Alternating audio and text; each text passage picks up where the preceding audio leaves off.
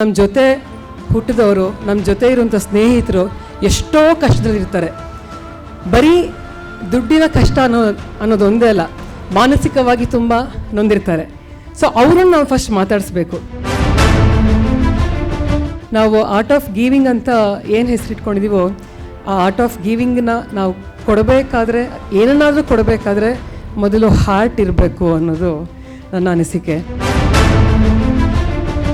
Art of ಗಿವಿಂಗ್ನ 12ನೇ ವರ್ಷದ ವಾರ್ಷಿಕೋತ್ಸವವು ಜಗತ್ತಿನ ಎಲ್ಲೆಡೆ ಸಾವಿರಾರು ಕೇಂದ್ರಗಳಲ್ಲಿ ಮೇ 17, 2025ರಂದು ಜರುಗಿತು.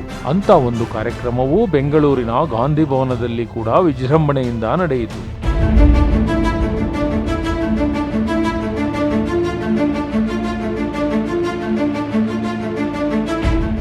ವಿಶೇಷ ಅತಿಥಿಯಾಗಿ ಭಾಗವಹಿಸಿದ್ದ ಅಂತಾರಾಷ್ಟ್ರೀಯ ಜಾನಪದ ಗಾಯಕಿ ಶ್ರೀಮತಿ ಸವಿತಕ್ಕಾರವರು ಮಾತನಾಡಿ, ಸಾಂತ್ವನದ ಮಾತುಗಳು ನೊಂದವರಿಗೆ ಆಸರೆಯಾಗಬಲ್ಲದು.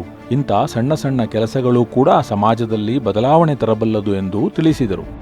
ಆರ್ಟ್ ಆಫ್ ಗಿವಿಂಗ್ ಪ್ರಾರಂಭ ಮಾಡಿದಾಗ್ಲಿಂದನೂ ನಾನು ನೋಡ್ತಾ ಬಂದಿದ್ದೀನಿ, ಜೊತೆಯಲ್ಲೂ ಇದ್ದೀನಿ, ಸಾಕಷ್ಟು ಕಾರ್ಯಕ್ರಮಗಳಲ್ಲಿ ಭಾಗವಹಿಸಿದ್ದೀನಿ. ಇವತ್ತು ಬಹಳ ಒಂದು ವಿಶೇಷವಾದ ಒಂದು ದಿನ ಇದು.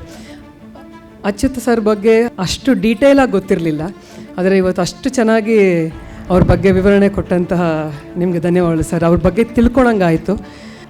ಮನಸ್ಸಿರಬೇಕಷ್ಟೇ ಸಾಧನೆ ಮಾಡೋದಕ್ಕೆ ಅನ್ನೋದು ಗೊತ್ತಾಗತ್ತೆ. ಜೊತೆಯಲ್ಲಿ ನಾವು ಆರ್ಟ್ ಆಫ್ ಗಿವಿಂಗ್ ಅಂತ ಏನು ಹೆಸರಿಟ್ಕೊಂಡಿದ್ದೀವೋ, ಆ ಆರ್ಟ್ ಆಫ್ ಗಿವಿಂಗ್ನ ನಾವು ಕೊಡಬೇಕಾದ್ರೆ, ಏನನ್ನಾದರೂ ಕೊಡಬೇಕಾದ್ರೆ ಮೊದಲು ಹಾರ್ಟ್ ಇರಬೇಕು ಅನ್ನೋದು ನನ್ನ ಅನಿಸಿಕೆ. HEART ಇದ್ರೆ ಮಾತ್ರ ART ಮಾಡೋಕ್ಕೆ ಸಾಧ್ಯ ಅಂತ ಹೇಳೋಕ್ಕೆ ಇಷ್ಟಪಡ್ತೀನಿ. ನಾವು ಯಾರನ್ನೋ ಎಲ್ಲೆಲ್ಲೋ ಹುಡ್ಕೊಂಡು ಹೋಗ್ತೀವಿ, ಅಂದರೆ ನಮಗೆ ಗುರುತು ಪರಿಚಯನೇ ಇರೋದಿಲ್ಲ. ಎಲ್ಲೋ ಹೋಗಿ ಅನಾಥಾಶ್ರಮ ಅಥವಾ ವೃದ್ಧಾಶ್ರಮಕ್ಕೆ ಎಲ್ಲೋ ಹೋಗಿ ನಾವು ನಮ್ಮ ಒಂದು ಕಾಣಿಕೆನ ಕೊಡೋಕ್ಕೆ ಎಲ್ಲ ಅಂದ್ಕೊಳ್ತೀವಿ ಯಾವುದಾದ್ರು ಒಂದು ಶುಭ ಸಂದರ್ಭದಲ್ಲಿ. ಆದರೆ ನನ್ನ ಅನಿಸಿಕೆ ಏನು ಅಂತ ಹೇಳಿದ್ರೆ, ಈ ಕೋವಿಡ್ ಸಮಯ ಬಂದಾಗಲಿಂದ ನನಗದು ಬಂದಿದ್ದು, ನಾವು ಯಾರನ್ನೋ ಕೇಳೋ ಬದಲು ನಮ್ಮ ಜೊತೆ ಹುಟ್ಟಿದವರು, ನಮ್ಮ ಜೊತೆ ಇರುವಂಥ ಸ್ನೇಹಿತರು ಎಷ್ಟೋ ಕಷ್ಟದಲ್ಲಿರ್ತಾರೆ. ಬರೀ ದುಡ್ಡಿನ ಕಷ್ಟ ಅನ್ನೋದು ಒಂದೇ ಅಲ್ಲ, ಮಾನಸಿಕವಾಗಿ ತುಂಬ ನೊಂದಿರ್ತಾರೆ. ಸೊ ಅವ್ರನ್ನ ನಾವು ಫಸ್ಟ್ ಮಾತಾಡಿಸ್ಬೇಕು. ಒಂದು ಫೋನ್ ಮಾಡಿ ಹೇಗಿದೆಯಾ, ಏನಾದ್ರು ಬೇಕಾ, ಏನಾದ್ರು ಅವಶ್ಯಕತೆ ಇದೆಯಾ ಅಂತ ಒಂದು ಮಾತು ಕೇಳಿದ್ರೆ ಸಾಕು, ಎಷ್ಟೋ ಧೈರ್ಯ ಬರುತ್ತೆ ಅಂತ ನನ್ನ ಅನಿಸಿಕೆ. ಸೊ ಅಲ್ಲಿನಿಂದ ನಾನು ಉಟ್ಕೊಂಡಿದ್ದು.